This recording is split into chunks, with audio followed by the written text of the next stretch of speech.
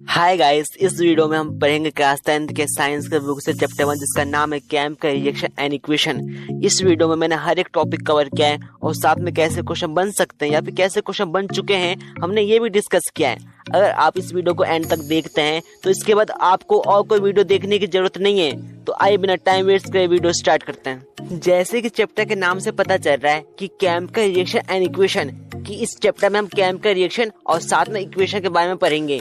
तो आइए सबसे पहले जानते हैं कि केमिकल रिएक्शन किसे कहते हैं। वह प्रोसेस जिसमें एक या एक से ज्यादा सब्सटेंस से नए प्रॉपर्टी वाले सब्सटेंस बनते हैं, इसी को केमिकल रिएक्शन कहते हैं। एग्जाम्पल से समझते हैं, जैसे कि आप देख सकते हैं जिंक प्लस सल्फ्यूरिक एसिड मिलकर बनेंगे जिंक सल्फेट प्लस हाइड्रोजन। इसमें दो सब्सटेंस मिलकर एक न्यू प्रॉपर्टी वाला सब्सटेंस बना रहे हैं। अब आप ही सोचिए कि अगर आपको एग्जाम में इतना बड़ा नाम लिखना पड़े तो आपको कितना टाइम वेस्ट होगा। इसी प्रॉब्लम को सॉल्व करने के लिए हमने इसका केमिकल नेम भी रखा है। जैसे कि जिंक को Zn कहते हैं और सल्फ्यूरिक एसिड को H2SO4 कहते हैं और साथ में जिंक सल्फेट को ZnSO4 और हाइड्रोजन को H2 कहते हैं। आप ये रिएक्शन देख सकते हैं, इसको क्या कहते हैं, केमिकल इक्वेशन कहते हैं और ऊपर वाले को वर्ड इक्वेशन कहते हैं। इसी के साथ हम समझ गए कि केमिकल रिएक्शन किसे कहते हैं और इक्वेशन किसे कहते हैं। अब हम समझते हैं कि रिएक्टेंट और प्रोडक्ट किसे कहते हैं। आप जैसे कि इस केमिकल इक्वेशन को देखिए, जो कि लेफ्ट साइड है उसको रिएक्टेंट कहेंगे और जो राइट साइड है उसको प्रोडक्ट कहेंगे। सेम इसी तरह इसको कहेंगे रिएक्टेंट और इसको प्रोडक्ट कहेंगे। हम पता कैसे करेंगे कि केमिकल रिएक्शन हुआ है कि नहीं हुआ है? अगर उसका स्टेट चेंज हुआ है या फिर कलर चेंज हुआ है या फिर इवोल्यूशन ऑफ गैस हुआ है या फिर उसका टेम्परेचर चेंज हुआ है, तब हम ये सब देख के बता सकते हैं कि केमिकल रिएक्शन हुआ है कि नहीं हुआ है। चैप्टर की स्टार्टिंग में हमें बताया गया है कि अगर हम मैग्नीशियम रिबन को बर्न करेंगे तो डैमेजिंग व्हाइट फ्लेम से जलेगा और साथ में चेंज हो जाएगा व्हाइट पाउडर में। और ये भी बताया गया है कि मैग्नीशियम रिबन को अगर बर्न करेंगे ऑक्सीजन के साथ तो ये कन्वर्ट हो जाएगा मैग्नीशियम ऑक्साइड में। आप इसका वर्ड इक्वेशन देख सकते हैं कि मैग्नीशियम प्लस ऑक्सीजन मिलकर बनेगा मैग्नीशियम ऑक्साइड। और आप इसका केमिकल इक्वेशन भी देख सकते हैं कि Mg प्लस O2 मिलकर बनेगा MgO। आप जो अपने स्क्रीन में केमिकल नेम और साथ में फॉर्मूले देख रहे हैं, आपको इसको याद करना है, क्योंकि ये फर्स्ट चैप्टर में, सेकंड चैप्टर में, थर्ड चैप्टर में, यहाँ तक कि फोर्थ चैप्टर में भी इनका यूज होगा। इन सभी को याद किए बिना आप केमिस्ट्री के कोई से चैप्टर को समझ ही नहीं सकते। अब हम सीखते हैं केमिकल इक्वेशन को बैलेंस कैसे करते हैं। लेकिन उससे पहले हमें ये जानना जरूरी है कि केमिकल इक्वेशन को बैलेंस करना क्यों इम्पोर्टेंट है। Law of conservation of mass क्या कहता है कि केमिकल रिएक्शन में नए मैटर को क्रिएट कर सकते हैं, न ही डिस्ट्रॉय कर सकते हैं। इसलिए जो एलिमेंट्स इन्वॉल्व है केमिकल रिएक्शन में, उनके जो एटम है रिएक्टेंट और प्रोडक्ट साइड में सेम होना चाहिए। आइए अब हम स्टेप वाइज केमिकल इक्वेशन को बैलेंस करना सीखते हैं। स्टेप 1 में आपको क्या करना है कि आपको जो केमिकल इक्वेशन दिया गया है उसके चारों तरफ आपको एक बॉक्स ड्रॉ करना है। और हाँ, आपको इस बात का ध्यान देना है कि आपको बॉक्स के अंदर कुछ चेंज नहीं करना। सेकंड स्टेप में आपको क्या करना है कि जो आपको केमिकल इक्वेशन दिया गया है रिएक्टेंट और प्रोडक्ट साइड में जो एलिमेंट्स के एटम्स के नंबर है, आपको वो काउंट करना है। जैसे कि आप देख ही सकते हैं कि Fe रिएक्टेंट साइड में 1 है और प्रोडक्ट साइड में 3 है, और H रिएक्टेंट साइड में 2 है और प्रोडक्ट साइड में 2 है। O क्या है, रिएक्टेंट साइड में 1 है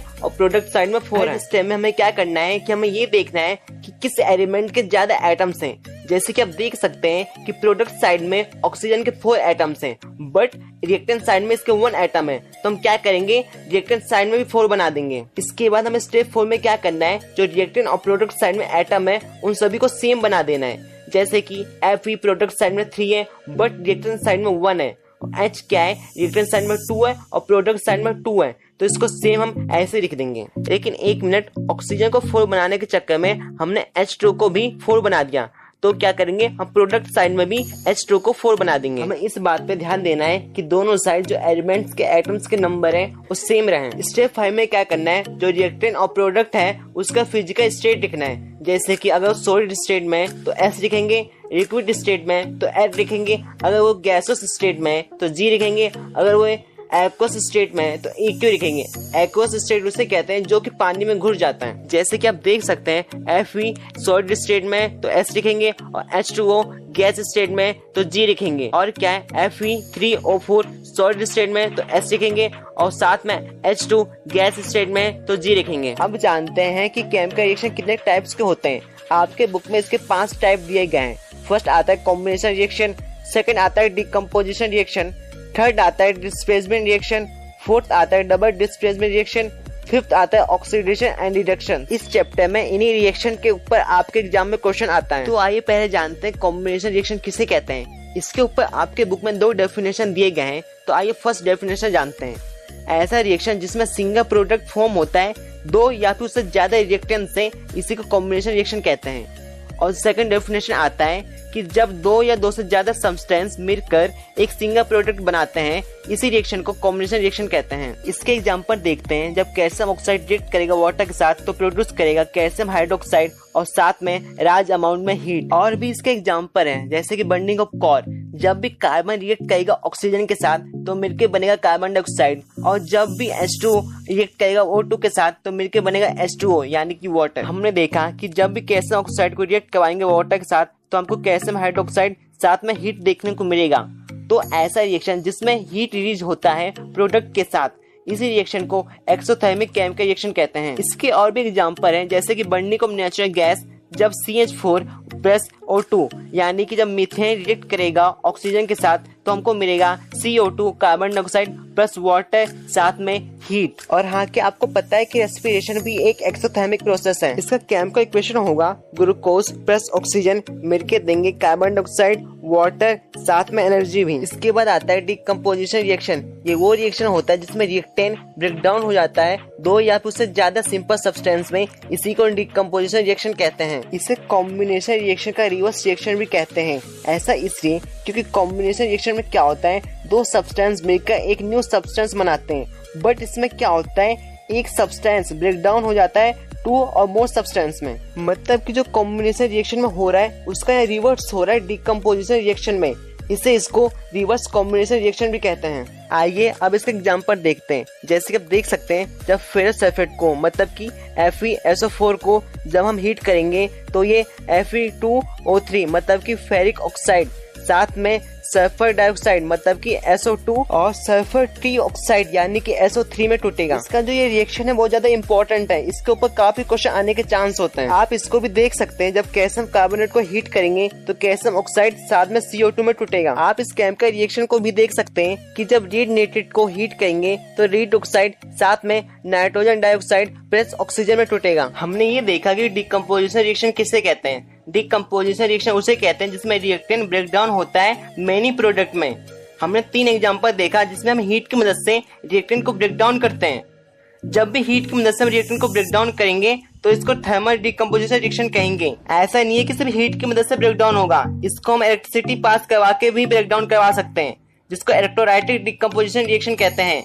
और साथ में इसको हम सनलाइट की मदद से ब्रेक डाउन कर सकते हैं, जिसको फोटोलाइटिक डिकम्पोजिशन रिएक्शन कहते हैं। आइए इलेक्ट्रोलाइटिक डिकम्पोजिशन रिएक्शन के एग्जांपल देखते हैं। जब भी वाटर में इलेक्ट्रिसिटी यानी कि करंट पास करवाएंगे तो ये H2 साथ में ऑक्सीजन में टूटेगा, जैसे कि आप देख सकते हैं। इसके बाद आइए फोटोलाइटिक डिकम्पोजिशन रिएक्शन का एग्जांपल देखते हैं। जब भी सिल्वर क्लोराइड को धूप में रखेंगे सनलाइट में तो Ag प्लस Cl में टूट जाएगा, और जब सिल्वर ब्रोमाइड को भी धूप में रखेंगे तो Ag प्लस Bi में टूट जाएगा। जो हमने फोटोलाइटिक डिकम्पोजिशन रिएक्शन के एग्जांपल देखे, इनका यूज होता है ब्लैक एंड व्हाइट फोटोग्राफिक में। जो हमने देखा डिकम्पोजिशन रिएक्शन में, इसमें क्या हो रहा है, रिएक्टेंट को ब्रेक डाउन करने के लिए इसमें एनर्जी एब्जॉर्ब हो रहा है। एनर्जी एब्जॉर्ब हो रहा है मतलब कि इसमें हीट या फिर इलेक्ट्रिसिटी या फिर सनलाइट, ये तीनों चीजें इसमें एब्जॉर्ब हो रहा है, इसी को एनर्जी कहते हैं। तो ऐसा रिएक्शन जिसमें एनर्जी एब्जॉर्ब होता है इसको एंडोथर्मिक रिएक्शन कहते हैं। डिकम्पोजिशन रिएक्शन के बाद आता है डिस्प्लेसमेंट रिएक्शन।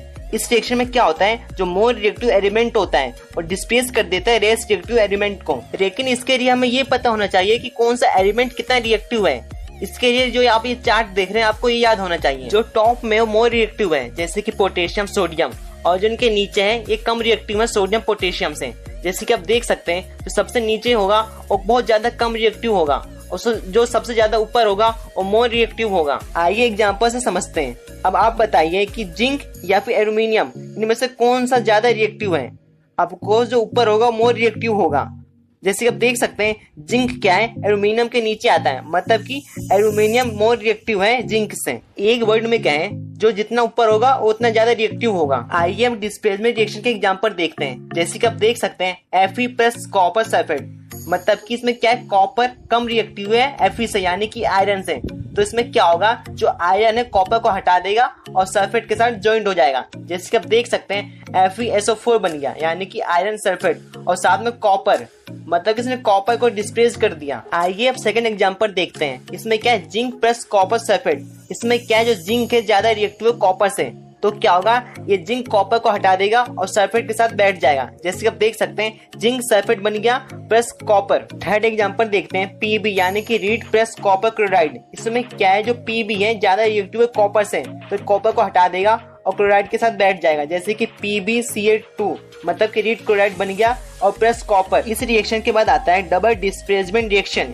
इसमें क्या होता है, जो रिएक्टेंट के आयंस होते हैं एक दूसरे से एक्सचेंज करते हैं। एग्जांपल के साथ समझते हैं। जैसे कि आप देख सकते हैं sodium sulphate plus barium chloride. इसमें क्या होगा, जो सोडियम है क्लोराइड के पास चला जाएगा और जो बेरियम है सल्फेट के पास चला जाएगा। जैसे कि आप देख सकते हैं उसके बाद ये बन जाएगा barium sulphate plus sodium chloride. अब हम समझते हैं प्रेसिपिटेट किसे कहते हैं। प्रेसिपिटेट उसे कहते हैं जो कि इनसॉल्युबल सब्सटेंस होता है। इसके बाद आता है प्रेसिपिटेशन रिएक्शन, ऐसा रिएक्शन जिसमें प्रोड्यूस होता है प्रेसिपिटेट यानी कि इनसॉल्युबल सब्सटेंस। इसी रिएक्शन को प्रेसिपिटेशन रिएक्शन कहते हैं। इसके बाद हमारा आखिरी रिएक्शन आता है ऑक्सीडेशन एंड रिडक्शन रिएक्शन। तो पहले जानते हैं ऑक्सीडेशन रिएक्शन किसे कहते हैं। ऐसा रिएक्शन जिसमें ऑक्सीजन गेन होता है और हाइड्रोजन लूज होता है, इसी रिएक्शन को ऑक्सीडेशन रिएक्शन कहते हैं।